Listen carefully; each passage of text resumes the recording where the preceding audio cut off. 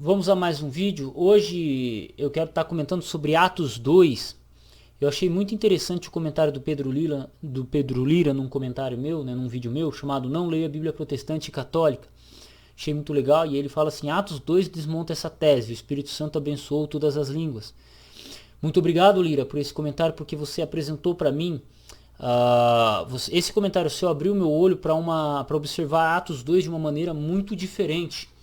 Né? Na verdade está explícito no texto, mas eu nunca tinha parado para analisar de perto. Então, peço já que você que vai acompanhar esse vídeo se inscreva, assista esse vídeo até o final, deixe seu like e depois que terminar de assistir o vídeo, deixe seu comentário. Na descrição você vai encontrar o meu curso de grego e crítica textual e também um bacharel em teologia, caso quiser aprender um pouco mais sobre Bíblia. E vamos ao vídeo.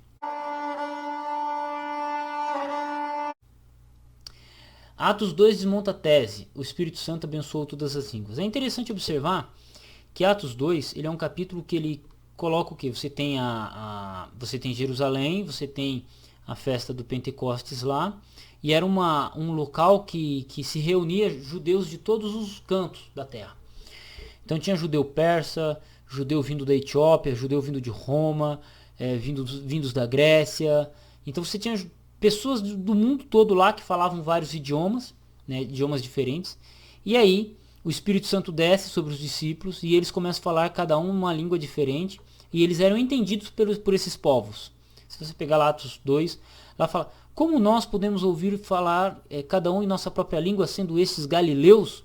Então eram galileus que falavam aramaico e um pouco de hebraico e arranhavam o grego possivelmente, né? Isso é historicamente comprovável, mas que não falavam persa, que não falavam copta, que não falavam egípcio, que não falavam etíope.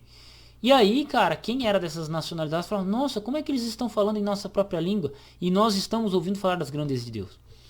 Então, não é que o Espírito Santo abençoou todas as línguas, mas o Espírito Santo abençoou pessoas para demonstrar e capacitou pessoas para que a grandeza de Deus fosse levada a todo mundo, porque essa é a essência do cristianismo. O cristianismo tem que ser levado ao mundo todo.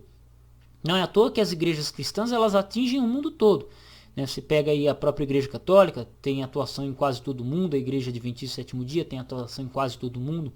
Você pega a Igreja Mórmon, Batista, os Assembleianos, eles tentam atingir o mundo todo, né, os pentecostais de maneira geral. Então o cristianismo, a missão dele é levar a mensagem das grandezas de Deus, de que Cristo veio e morreu por toda a humanidade, ao mundo todo. Essa é a missão do cristão.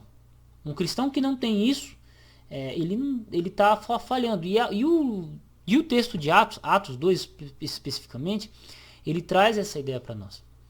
Né? Só que uma coisa é legal, a grandeza de Deus ela não fica só no hebraico.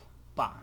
Eu sou uma pessoa que gosto muito de trabalhar a tradução do texto bíblico, o grego, isso aqui, porque a gente tem a questão, nós trabalhamos com a questão explicativa. Eu sou um cara que trabalho mais a questão de explicar alguma coisa. Então você vai ter essa perspectiva. Só que o cristianismo, onde o cristianismo chegava, a Bíblia era traduzida para esse idioma. Né? Tanto que a Bíblia tem o cristianismo ele tem uma visão tão universal que o Novo Testamento ele não foi redigido em aramaico, ele foi redigido em grego. Ele foi redigido em grego. Por quê? Porque grego era a língua falada no Império Romano, que atingia todas as nações, independentemente de qual linha você fosse. Então, o Novo Testamento ele é redigido no grego, koiné, para que o máximo de pessoas possível pudessem ler, tivessem acesso. E fora que você tem várias cartas nas cidades gregas, né? Tipo Corinto, Roma falava grego, né? Roma não, a Epístola aos Romanos não foi escrita em latim. Você tem uma cópia em latim da Epístola aos Romanos? Não, ela foi escrita e redigida em grego. E o que acontece? Então, Atos 2 ele demonstra a universalidade e a preocupação de que o cristianismo tende a atingir o mundo todo. O mundo todo. Tá? E através disso o Espírito Santo ele derrama e dá o dom de línguas para as pessoas. Para que essas pessoas, você e eu, possamos atingir o máximo de pessoas o possível. Né? Mas esse dado interessante histórico aqui que eu queria trazer, que é onde o cristianismo foi chegando, ele foi traduzindo a Bíblia. Então, por exemplo, a Bíblia chegou na Itália, na época que era Roma. Em Roma era falado latim. Já a partir do segundo século começaram a traduzir para as versões em latim, que são conhecidas como Vetus Latina.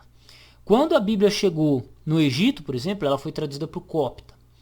Quando a Bíblia chegou na região de Antioquia, norte de Jerusalém, ela foi traduzida para o aramaico, né, para o siríaco, né, o siríaco, não é porque o siríaco que nós temos a Bíblia traduzida, que é conhecida como Peshitta, ela é uma tradução datada do 4º, 5º século.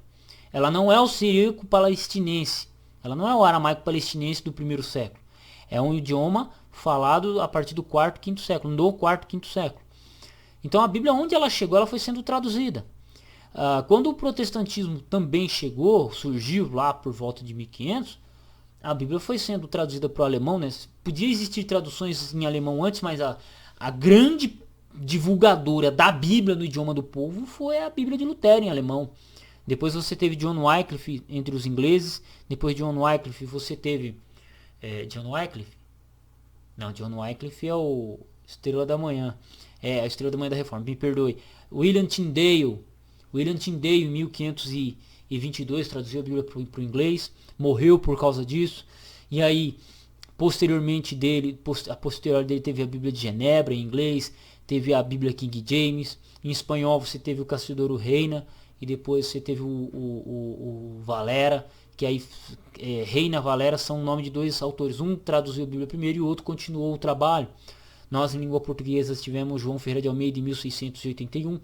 Então essas informações são interessantes, porque onde a Bíblia chegou, ela foi surgindo traduções. E com o estabelecimento do cristianismo foram surgindo mais de uma tradução. Né? O próprio Lutero mesmo, quando a gente pega o Lutero, é muito legal. Lutero, eu achava que ele só tinha traduzido a Bíblia em alemão. Não, ele trabalhou na tradução em alemão, ele atualizou, corrigiu a Bíblia em alemão. E depois que ele fez a segunda edição da Bíblia em alemão dele, ele ajudou em mais pelo menos 13 ou 14 idiomas irmãos, né, idiomas irmãos do alemão, né, línguas que são parecidas, que vêm do mesmo tronco familiar. Ele ajudou na tradução da Bíblia para esses idiomas. Então, onde o cristianismo se estabelece, ele não sacraliza a língua bíblica, né, o hebraico e o grego, por mais que são línguas, a Bíblia foi escrita nesses idiomas, a Bíblia não é uma questão sacral, não é uma questão não é uma questão sagrada. A Bíblia em hebraico e grego ela não é mais sagrada do que a Bíblia em língua portuguesa. Isso é fato. Só que, é claro que tem que abrir um adendo. A Bíblia foi escrita no hebraico e no grego e temos que levar em consideração as nuances de possibilidade de tradução. É isso. Claro que se está no hebraico e no grego é mais direto. E às vezes o português, o inglês, o francês, o alemão não consegue expressar aquilo que está em hebraico ou em grego. Então essa é a diferença. Mas não há um peso de sacralidade. Porque que nem no caso do Alcorão. O Alcorão é no árabe. O Alcorão traduzido para a língua portuguesa não é Alcorão, não é Sagrada Escritura dos muçulmanos. O Alcorão é em árabe. Estão errados em pensar assim? Não porque não se perde a mensagem, você sempre vai ter uma tradução mais próxima, né, disso. O cristianismo ele já é diferente, onde o cristianismo chega a mensagem tem que ser levada. O próprio Wilbur Pickering, por exemplo, ele traduziu a Bíblia, partes da Bíblia, ou começou um projeto aí de traduzir a Bíblia para uma tribo indígena, né, na década de 70 e tal. Ele fez esse trabalho, porque a mensagem tem que ser levada. A mensagem é universal para todos. E isso é muito legal, cara. Isso é muito legal. Isso é fascinante. E quando eu vi a frase do Pedro Lira, cara, me veio todas essas ideias. Sinceramente, me veio todas essas ideias. E eu preciso trazer um vídeo pra galera aqui sobre esse assunto, fortalecendo, enriquecendo, ajudando. E tá da hora, cara. Tá da hora. Eu gostei. Eu gostei disso. Um abraço a todos aí que acompanharam o vídeo até agora. Me sinto honrado pela presença de vocês. E não se esqueçam de compartilhar esse vídeo.